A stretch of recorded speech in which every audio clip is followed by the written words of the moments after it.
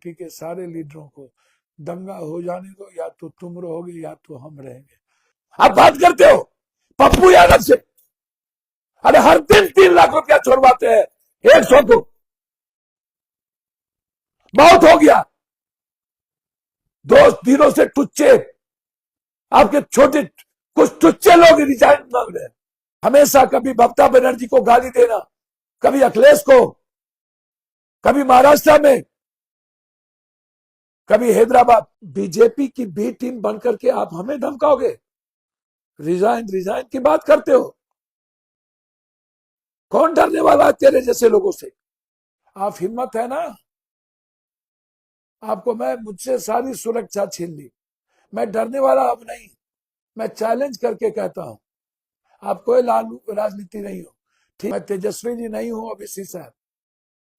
आप ये मत सोचिएगा कि आप हारे हैं, या ये मत सोचिएगा कि इंडिया गठबंधन कमजोर हुई। आप नरेंद्र जी के, मोदी जी के बयानों पर मत जाइएगा। उन्हें राहुल गांधी को गाली देने के अलावे और राहुल गांधी के बात करने के अलावे दूसरे इनके पास कोई वक्तव्य नहीं है। मैं जानता हूं कि जो जो वोट दिए गए सीमांचल में, मैंने कई बार कहा कि सीमांचल में जब मैं कोई बात कहता हूं, तो जब कुछ लोग हमें कहते हैं, मैं उनसे कहना चाहूंगा, मैंने तब भी कहा कि जो लोग तलवार बांटे थे मुसलमानों के खिलाफ, गरीबों के खिलाफ लगातार, अग्रवाल जी, जिनको नोटिस दिया गया बीजेपी की तरफ से, वो अपने बीजेपी में थे और बेटा वीआईपी से चुनाव लड़ रहा था, और कितने जहर उगले थे। मैं उनसे कहना चाहूंगा, जो लोग बड़े बड़े अपने को तिस्मार खां समझते हैं, उस वक्त आप कहाँ होते हैं जब पैसे की बदौलत ये लोग एमएलसी बन जाते हैं? आप याद करिए, जब किशनगंज में कलेक्टर साहब के सामने में मैंने दिलीप जी को कहा था कि मैं तिनवाला पर से फेंक दूंगा यदि कोई हिंदू मुसलमान का दंगा होगा, आप भूले नहीं होंगे।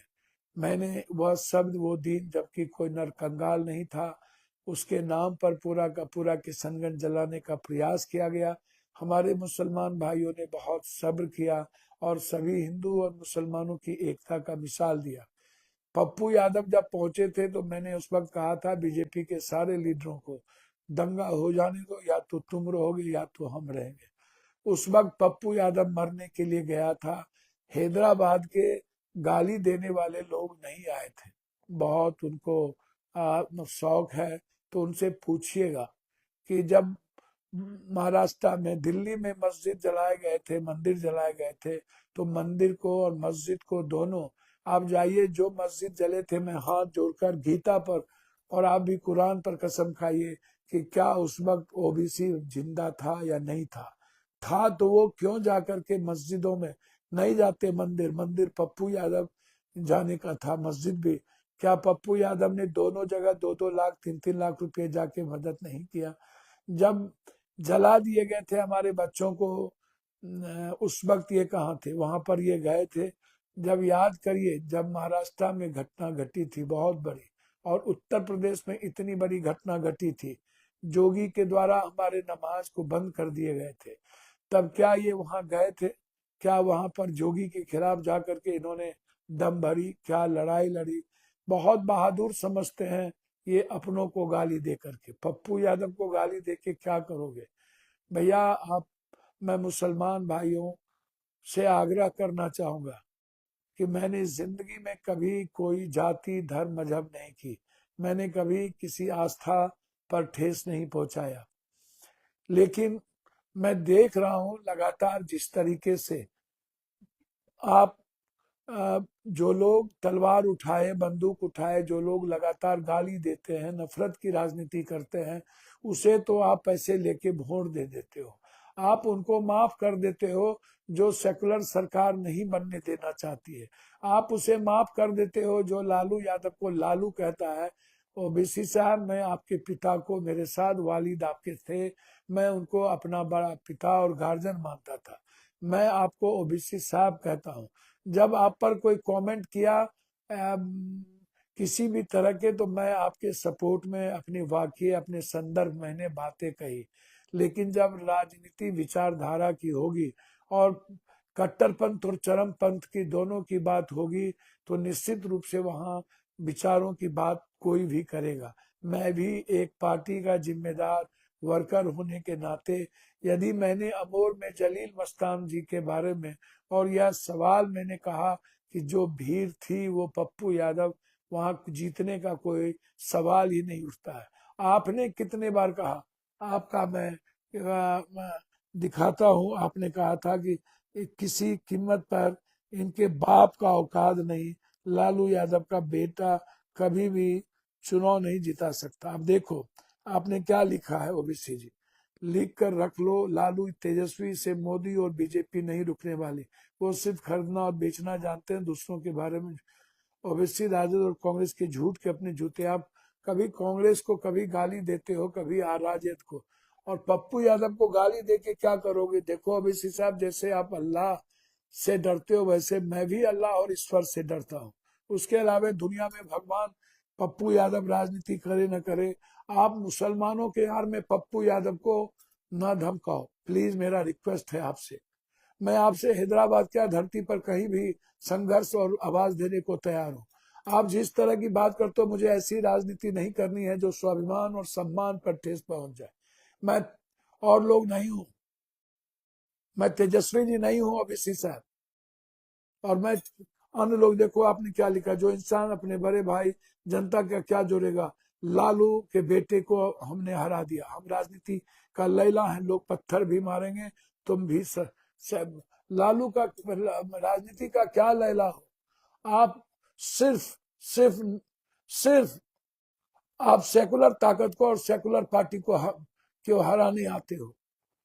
मैं चैलेंज करके कहता हूं, आप कोई लालू राजनीति नहीं हो।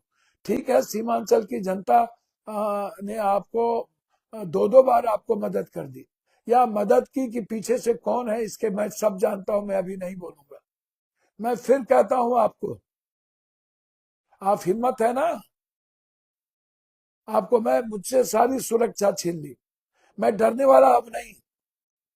मैं 2 दिनों से देख रहा हूं, बीजेपी की बी टीम बनकर के आप हमें धमकाओगे। हमको जिस दिन जाना होगा मैं चला जाऊंगा। रिजाइन रिजाइन की बात करते हो, कौन डरने वाला है तेरे जैसे लोगों से।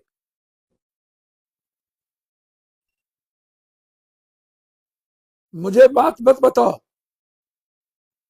मैंने कभी आपका सम्मान अपमान नहीं किया है, लेकिन पूरी सीमांचल को बीजेपी की गोद में देने वाले हमें मत समझाओ।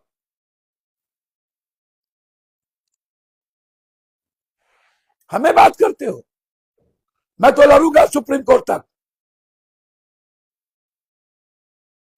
पूरे भारत में हमेशा कभी ममता बनर्जी को गाली देना, कभी अखिलेश को, कभी महाराष्ट्र में, कभी हैदराबाद बेंगलोर में जाकर आप बात करते हो बड़ी बड़ी। जिंदगी में कभी आप सेकुलर नहीं हो सकती।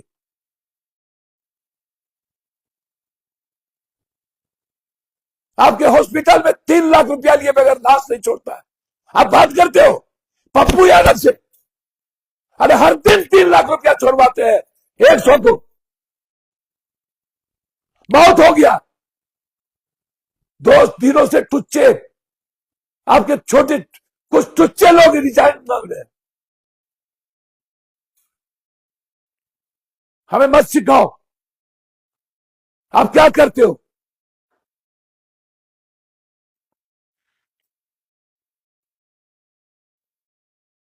हमारी सरकार बनने में बाधक हुए, जहां लड़ो तलवार उठाने वाले से, जहां लड़ो उससे जो वोट देते हैं पैसा लेकर के एमएलसी बनाते हैं बीजेपी वाले को, उसके खिलाफ ये नहीं लड़ेंगे। ये सबसे बड़े सेकुलर और मुसलमानों के दुश्मन ये बात करते हैं।